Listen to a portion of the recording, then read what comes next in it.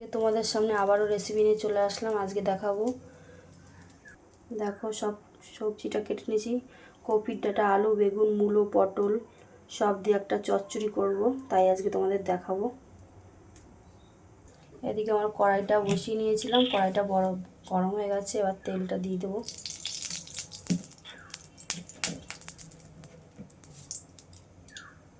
এবার ফোড়ন একটু 5 ফোড়ন আর শুকনো লঙ্কা দিয়ে দিলাম। এবার কেটে রাখা সবজিগুলো ভেজে নেব। দেখো কেটে রাখা সবজিগুলো দিয়ে দিয়েছি, এবার ভালো করে ভেজে নেব। সামান্য একটু লবণ, হলুদ দিয়ে দিলাম।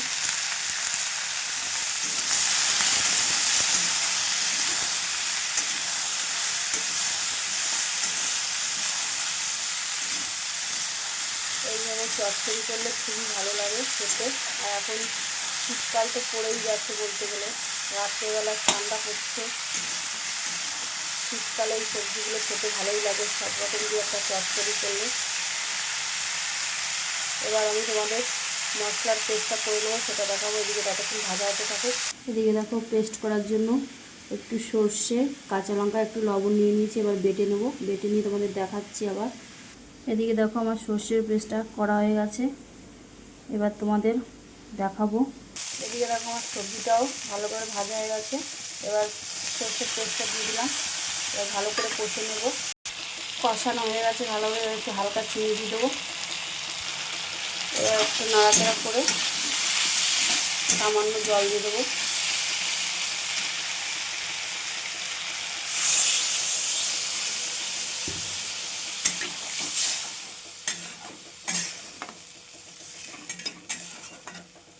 এবার 5 মিনিটের মতো ঢাকনা দিয়ে ঢেকে দেবো। ঢাকনা দিয়ে ঢেকে দিলাম, পরে আবার দেখাচ্ছি তোমাদের। এদিকে দেখো আমার 5 মিনিট হয়ে গেছে, এবার ঢাকনাটা সরিয়ে নেব।